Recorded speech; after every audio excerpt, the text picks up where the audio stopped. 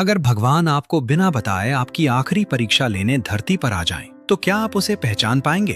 अगर एक फैसला आपकी पूरी जिंदगी और आपकी आत्मा का भविष्य तय कर दे, तो आप क्या चुनेंगे? दौलत, परिवार या इंसानियत? आज की कहानी उसी इंसान की है जिसने आखिरी परीक्षा में ऐसा फैसला लिया कि स्वर्ग के द्वार उसके लिए खुल गए, लेकिन उससे पहले उसे सब कुछ खोना पड़ा। कहानी का अंत आपकी सोच बदल देगा।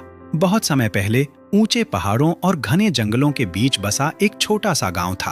उस गांव में आरव नाम का एक युवक रहता था। आरव गरीब था, लेकिन उसकी सबसे बड़ी दौलत उसका ईमान था। वो रोज जंगल से लकड़ियां काट कर लाता, उन्हें बेचकर अपने बूढ़े माता पिता का पालन पोषण करता और बचा हुआ भोजन गांव के भूखे लोगों में बांट देता। गांव वाले कहते थे, गरीब तो बहुत हैं, लेकिन आरव जैसा दिल किसी के पास नहीं। हर सुबह सूरज निकलने से पहले वो भगवान के सामने एक ही प्रार्थना करता, हे प्रभु, मुझे अमीर मत बनाना, बस इतना देना कि किसी भूखे को मना न करना पड़े। उसे नहीं पता था कि उसकी यह प्रार्थना स्वर्ग तक पहुंच चुकी थी। उसी समय स्वर्गलोक में देवदूत पृथ्वी के लोगों के कर्मों का लेखा जोखा देख रहे थे। अधिकांश लोग धन, शक्ति और लालच में डूब चुके थे। तभी एक दिव्य प्रकाश के बीच एक आवाज गूंजी, समय आ गया है पृथ्वी पर एक इंसान की आखिरी परीक्षा लेने का। सभी देवदूत एक दूसरे को देखने लगे। उनमें से एक बोला, प्रभु, कौन होगा वो इंसान? उत्तर मिला, जिसका दिल सबसे निर्मल है, लेकिन जिसकी परीक्षा अभी बाकी है। एक सुनहरी पुस्तक खुली, उसमें केवल एक नाम चमक रहा था। अगले दिन आरव जंगल की ओर जा रहा था। रास्ते में उसे एक बूढ़ा भिखारी दिखाई दिया। उसके कपड़े फटे हुए थे, वो कई दिनों से भूखा लग रहा था। उसने कांपती आवाज में कहा, बेटा, 2 दिन से कुछ नहीं खाया। आरव के पास केवल 2 रोटियां थीं, एक उसके लिए, एक उसके बीमार पिता के लिए। कुछ पल के लिए वो रुक गया। उसने आसमान की ओर देखा, फिर मुस्कुराया और दोनों रोटियां उस बूढ़े को दे दी। वो खुद भूखा जंगल चला गया। भिखारी की आंखों में एक अजीब चमक दिखाई दी, लेकिन आरव ने उस पर ध्यान नहीं दिया। उसे नहीं पता था कि वही भिखारी उसकी परीक्षा लेने आया पहला दूत था। जंगल के बीचों बीच आरव को एक पुराना लोहे का संदूक मिला। जब उसने उसे खोला तो उसकी आंखें खुली की खुली रह गईं। अंदर सोने के सिक्के, हीरे और बहुमूल्य रत्न भरे पड़े थे।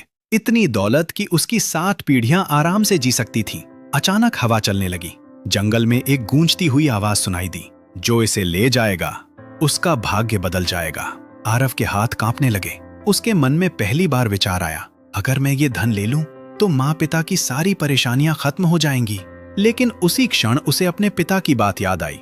बेटा, मेहनत से कमाया 1 रुपया चोरी के लाखों रुपयों से बड़ा होता है। आरव ने धीरे से संदूक बंद किया, उस पर मिट्टी डाल दी और बिना पीछे देखे आगे बढ़ गया।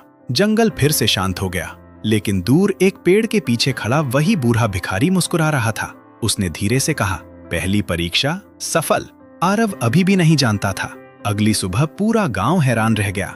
राजमहल के सैनिक घोड़ों पर सवार होकर सीधे आरव के घर पहुंचे। गांव वाले सोचने लगे, जरूर आरव से कोई बड़ी गलती हो गई है। लेकिन सैनिकों ने झुककर कहा, महाराज ने आपको तुरंत महल में बुलाया है। आरव बिना कुछ समझे उनके साथ चल पड़ा। कुछ ही देर में वो विशाल महल के सामने खड़ा था।